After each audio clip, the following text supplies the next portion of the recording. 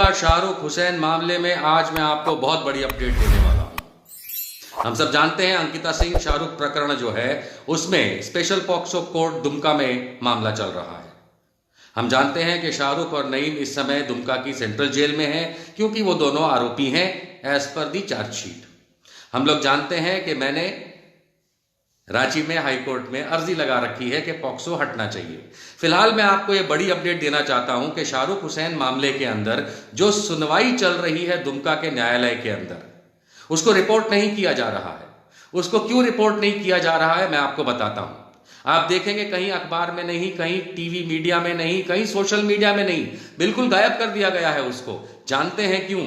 क्योंकि पीड़िता जिसकी मृत्यु हुई पेट्रोल कांड में, अंकिता कुमारी सिंह के पिता, दादा, दादी, बहन, भाई सबकी गवाही हियर से है, सुनी सुनाई है। उसमें कोर्ट में मान्य रखने वाला कोई भी एविडेंस, यानी कि कोई भी ऐसा उनके पास एविडेंस नहीं है जिसको कोर्ट मान्य रख सके कि जिसके हिसाब से शाहरुख हुसैन ने अंकिता सिंह का मर्डर किया।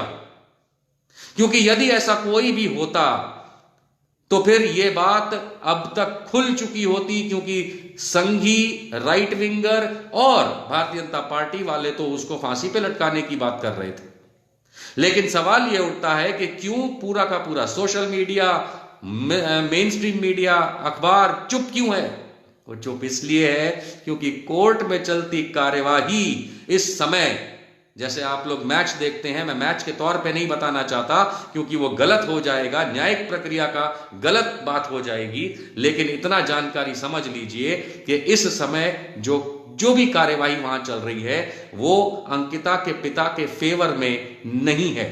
पूरा का पूरा झुकाव शाहरुख हुसैन और नईम के फेवर में जाता हुआ दिख रहा है, क्योंकि आज 1 महीने से ऊपर फास्ट ट्रैक कोर्ट में स्पेशल पॉक्सो में जाके, गलत है स्पेशल पॉक्सो तो होना ही नहीं चाहिए, वो मामला हाई कोर्ट में, लेकिन नीचे की अदालत में जहां यह मामला चल रहा है दुमका में, ना तो अंकिता के पिता की गवाही मान्य है, ना उनके दादा की दादी की गवाही मान्य है, ना अंकिता के भाई या बहन की गवाही मान्य है, क्योंकि किसी ने भी चश्मदीद तौर पे गवाही देने की तो अपनी हैसियत ही खो दी है।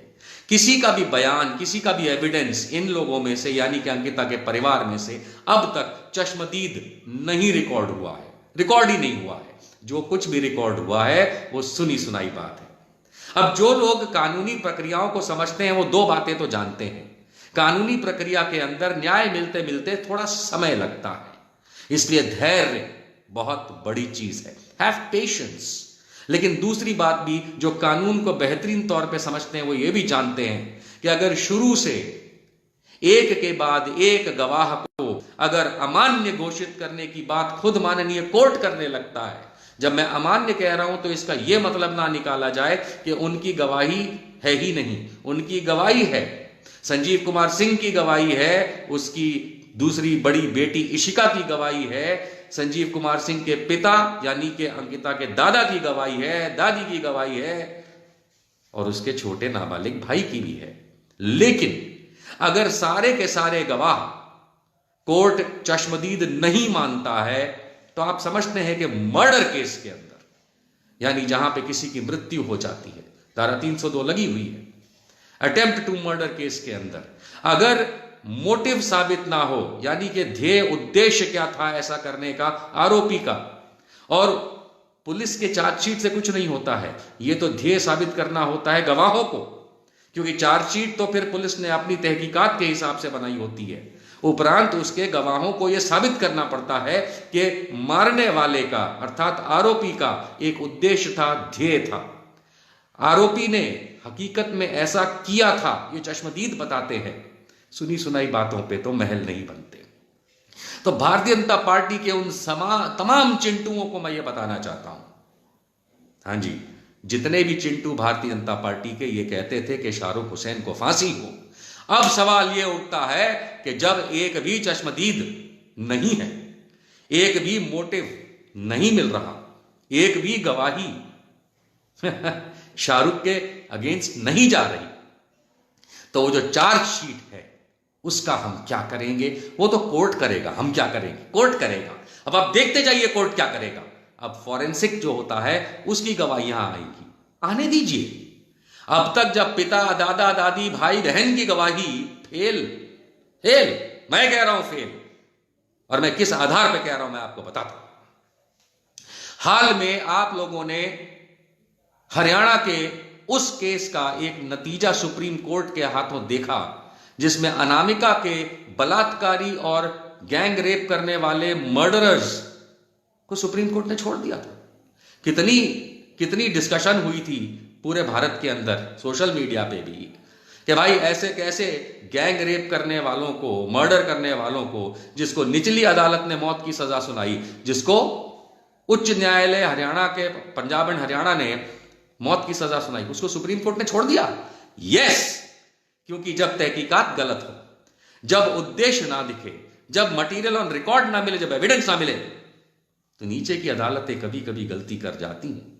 नीचे से थोड़ी सी ऊपर की अदालत भी कभी कभी गलती कर जाती है, लेकिन सर्वोच्च न्यायालय ने वो देखा कि तुम उसको मौत की सजा दे रहे हो जिसके खिलाफ ना तो कोई सबूत है, ना गवाहियां हैं, अगड़म बगड़म तुमने बना करके एक केस बना दिया और फांसी की सजा तक सुना दी। अनामिका के बलात्कारी और मर्डरर्स को छोड़ दिया गया। माननीय सुप्रीम कोर्ट ने छोड़ा, किसी सरकार ने नहीं। लेकिन यहां पे मैं उस खुशी को नहीं मना रहा हूं कि अनामिका के बलात्कारी कौन, मर्डरर कौन, वो तो प्रशासन का काम है कि सच्चाई सामने लाए और सच्चाई के तौर पे असली गुनहगारों को सजा दिलवाए। लेकिन यही चीज मैं शाहरुख हुसैन के मामले में कहता हूं और शुरू से कहता आया हूं, विनय दुबे भी कहते आए हैं, और आप ये लोग जानते हैं कि पूरा का पूरा मामला फेक है।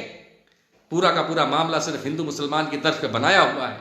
सिर्फ शाहरुख हुसैन क्योंकि उसका पुराना लवर था इसलिए उसको फंसाने के लिए, और नईम उसका दोस्त था, उसको फंसाने के लिए पूरा ये जाल रचा गया, जिसके अंदर पुलिस महकमे ने भारतीय जनता पार्टी के, मेरे ख्याल से, दबाव में आकर के रफा दफा कर दिया। क्योंकि जब माननीय उच्च न्यायालय झारखंड ने कहा था इसको फास्ट ट्रैक करो, यानी जल्द करो, स्पीड में करो, तो उस फास्ट ट्रैक को इन्होंने रफा दफा बना दिया और कुछ भी कर दिया।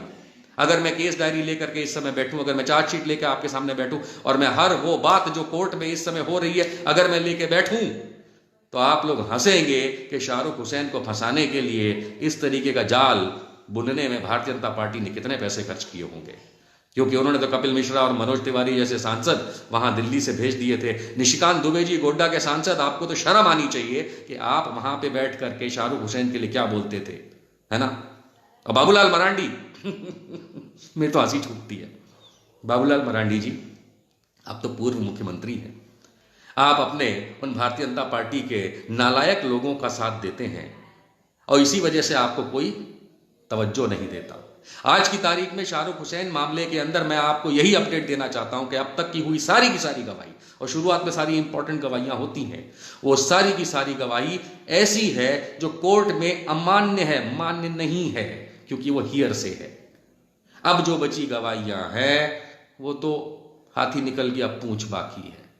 जब हाथी ही अमान्य है तो आगे आगे देखते जाइए, देखते जाइए, देखते जाइए कि शाहरुख हुसैन और नईम छोटू घर कब वापस आते हैं। वॉच इट मिस्टर बीजेपी, तुम्हारे खेल में तुम्हारे लोग गलत तरीके से किसी को सिर्फ सांप्रदायिकता के तर्ज पे चढ़ाने निकले थे और आज की तारीख में कुछ साबित नहीं हो रहा, कुछ नहीं हो रहा।